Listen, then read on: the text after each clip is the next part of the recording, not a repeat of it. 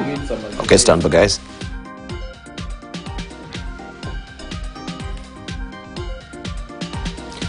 Welcome back. You're watching Global Today here on Morning Prime, and we're taking a critical analysis even as we are just remaining with 5 days to go to the wire. That is the general election next week. So panelists are trying to see how the race is shaping up so far and what kinks needs to be ironed out and what needs to be shaken into place as we're heading towards that particular big day. Right, so I had actually interrupted you, Professor Kagwanja. Where were we? Sonko.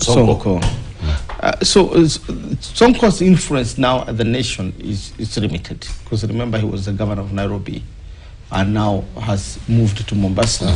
And he moved with a lot of controversy from a national perspective, you know, from the cases he had, the courts, and finally the local fights over graves in Mombasa. So at the national level, you had a problem.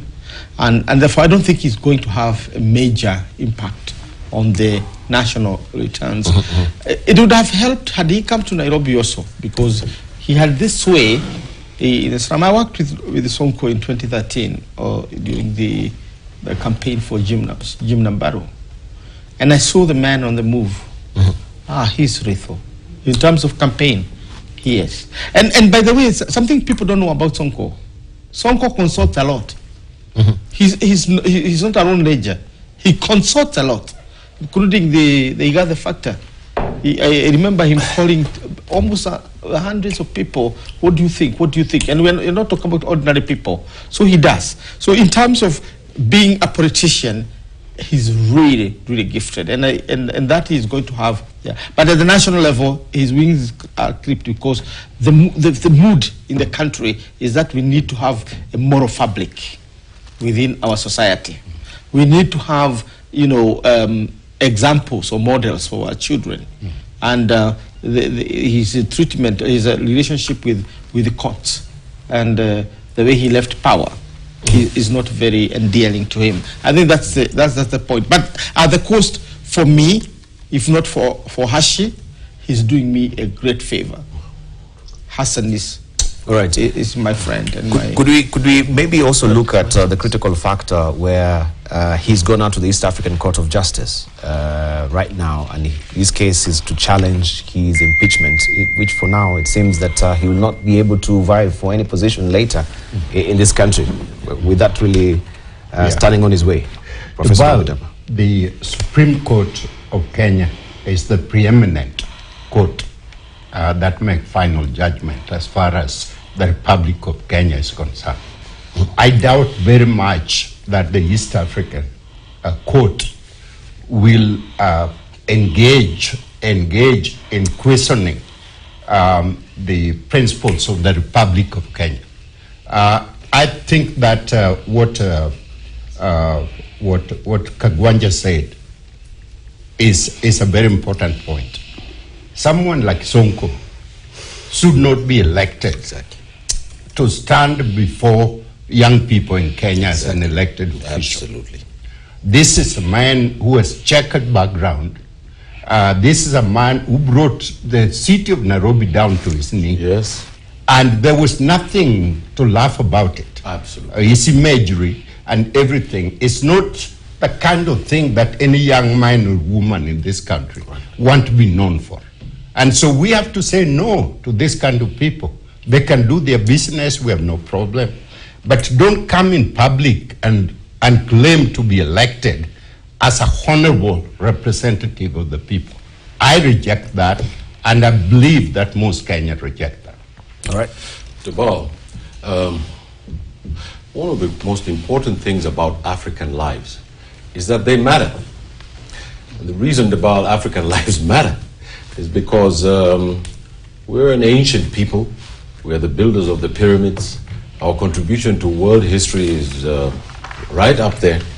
And Debal, some 500 years ago, ships from Europe and they parked at the coasts of our continent and took our brethren into bondage. Debal, one of the caricatures about that was Pick Butter, here in South Africa, who came about 400 years ago, his ancestors, I mean. And they said that the African cannot govern himself. And if he does govern himself, he will steal from the central bank, he will force tribalism, and eventually his nation state will collapse. So white supremacy, Debal, is watching Africa. Not only is it watching Africa with an eye to its resources, it wants to develop even more caricatures so that our children and their children and their children's children can be colonized mentally. And in the words of the Right Honorable Robert Nesta Marley, we have to chase these crazy ballheads out of the town. And the reason, Debal, we have to do it is because, that man does not only represent what is unethical or immoral in our political culture and our social culture and our sociological axis. He represents what's wrong with us. That's what that really represents.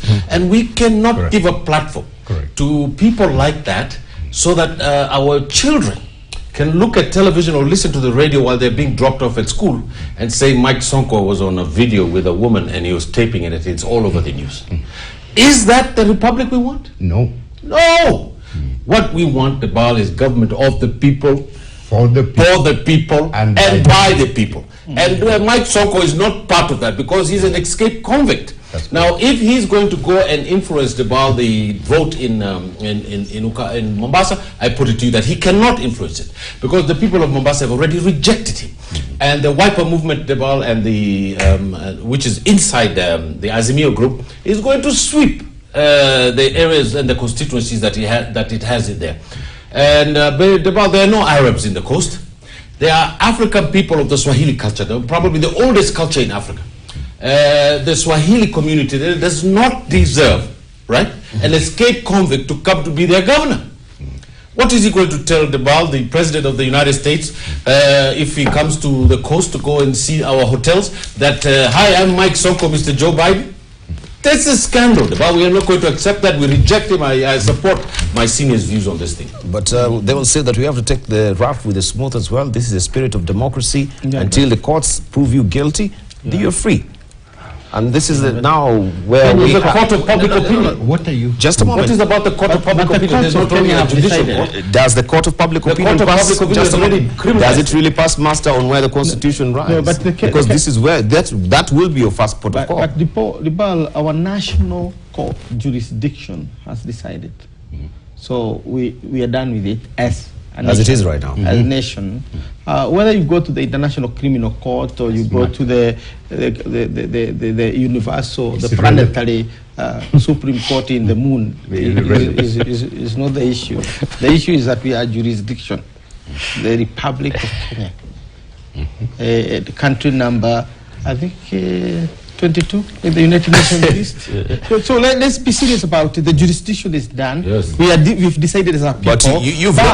But you've ratified to these instruments as well. We have ratified. You need to abide with that. No. So when you go with this ratification, also you have to know there will be blowbacks that will affect. No, not in many cases. Let me say, of the Supreme Court of just the a moment. States, I was saying, now we decisions like, for example, decisions at the East African Court cannot halt the Kenyan country from taking decision, but a decision by a Kenyan court can hold back something, but not there. Why? Because it's not within our jurisdiction. And normally, something people forget, things that go to this international court are long-term processes.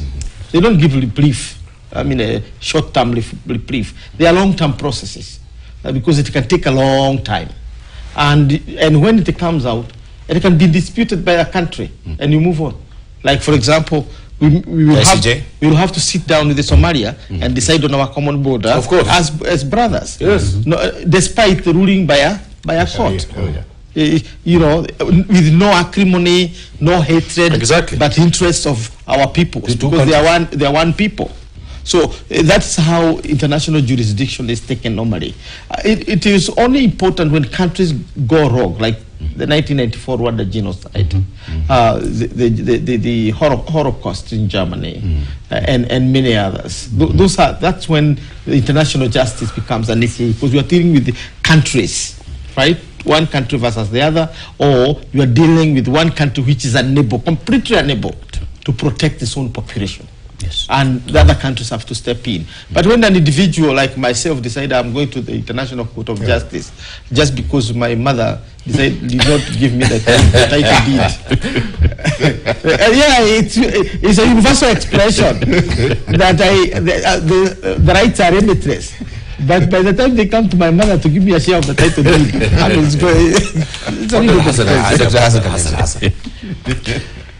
You see the difference between municipal law and international law. Okay, and the principle of concept of pacta sunt servanda, good faith. Countries can elect to respect it or not. There is no enforcement mechanism unless it has to do with responsibility to protect.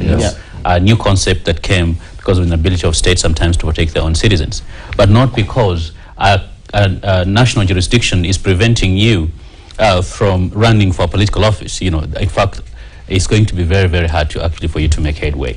And so sometimes we need to understand the limits of international law or the kind of international treaties that we enter into.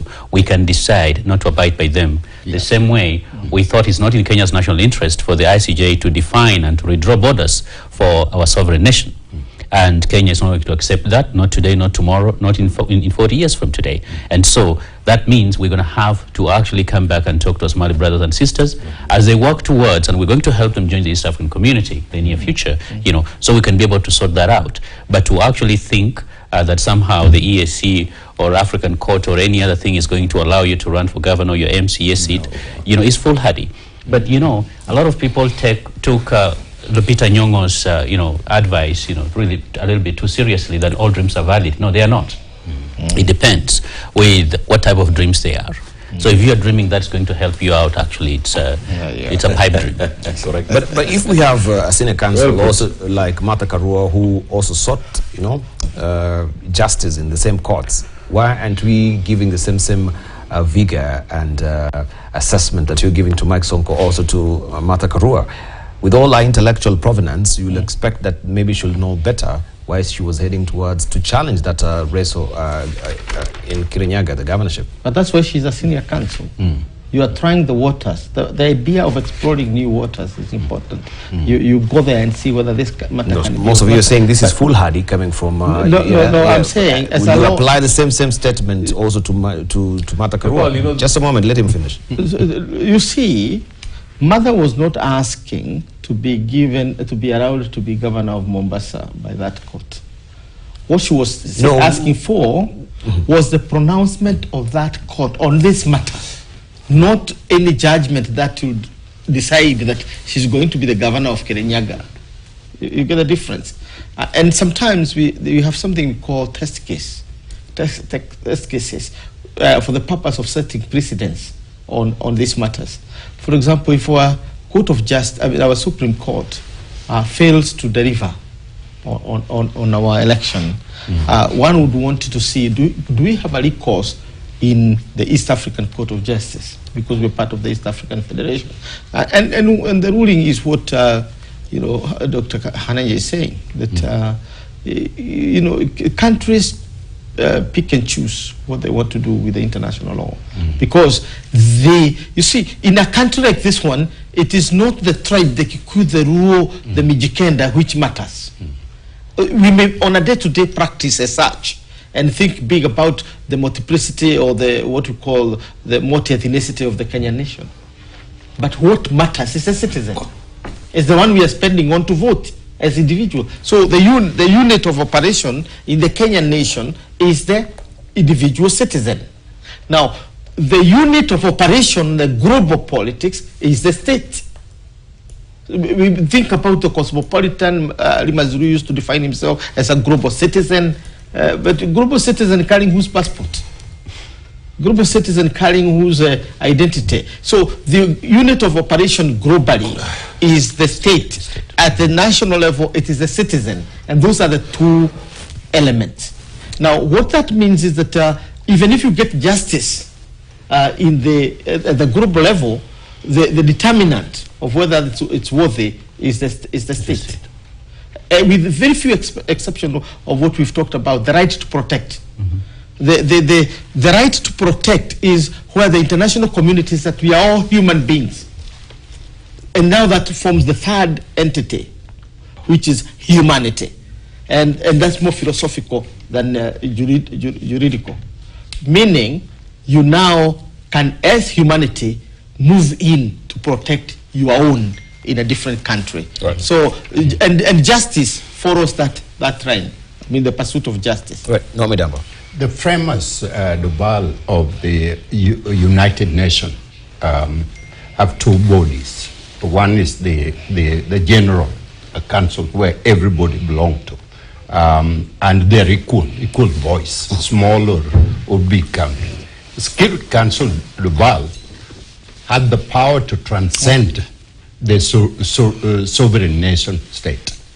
If the international community security is threatened, that's the judgment they have to make, that one country is going to create a situation that everybody will be impacted. That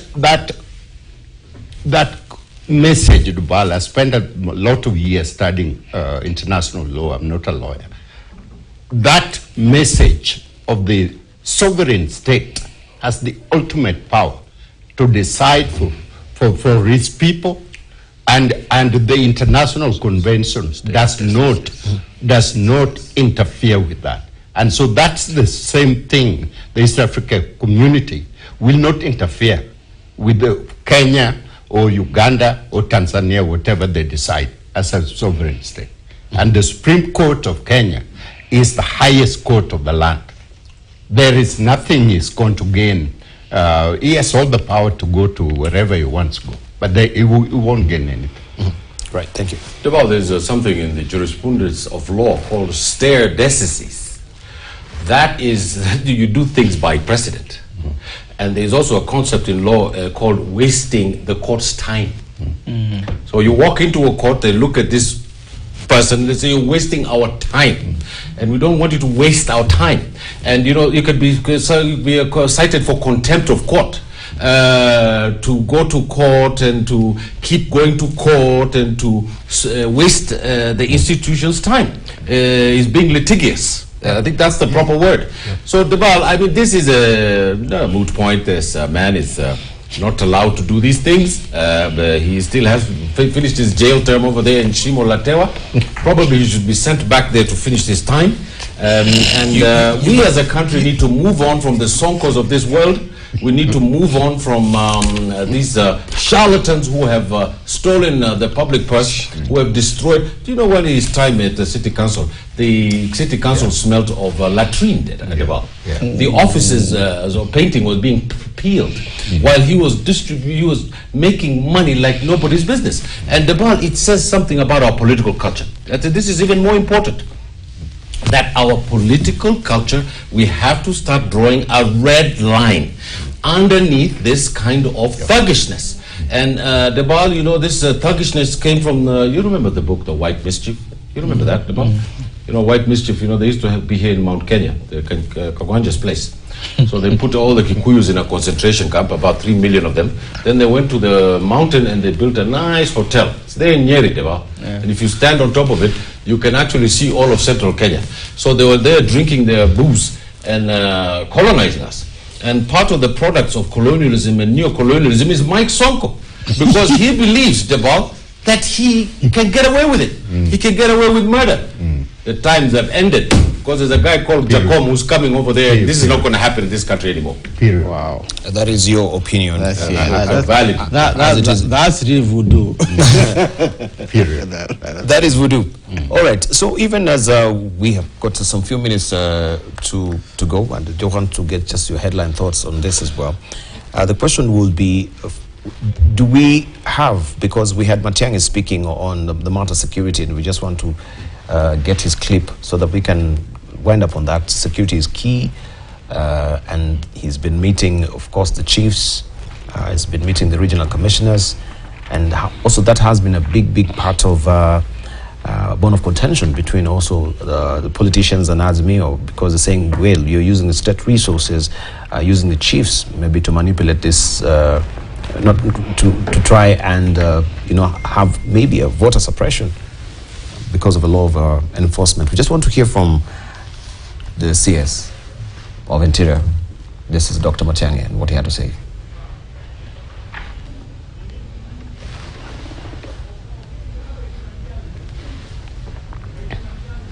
Oh my goodness. Well, so even as we're waiting for that particular bite, that has been going. So can we just, right, it is ready. Let's just hear. Yes, the security sector players to provide support to the IBC to conduct the general elections on the 9th. We are ready totally to do this, and we have sufficient resources. Every Kenyan, whether they live in the Rift Valley or elsewhere in the country, need to understand one thing. They are free to go and vote. They should wake up in the morning on 9th and exercise their democratic right to vote without intimidation, without fear of any kind. And they have nothing to fear because we have sufficient resources, we are sorted out, and we are totally ready to support and work with them as they go about these activities. Our brothers and sisters on the campaign trail, I think many of them have traversed this country across the board, and they have been all over holding public meetings. And we thank the Lord that we haven't had any serious incident as such, and we have remained calm. Now we are on the home stretch. We're coming to the end of the campaign season. We urge them to be more responsible in their utterances, to think about the country, and to remember that, there will be Kenya after 9th of August. 9th is not the end of the world, and it's not the end of Kenya. So everyone needs to be responsible in the manner in which they conduct themselves, in the kind of things they say. Finally, two things. One, we have set up a multi-agents command center in Nakuru that will be operating on a 24/7 basis. The regional commissioner is going to make all this information available to the press. There are phone numbers there, and we have asked all the county security teams in the Rift Valley to also equally form command centers, and the information on the phone numbers and all that will be made available to the public, so that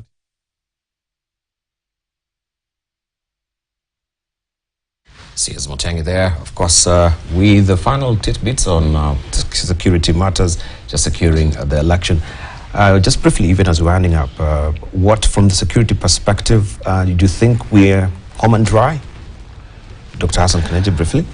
The country, I think, has learned a great deal, from the previous elections, and Matiang'i showing up to assure Kenyans that of their protection is something important.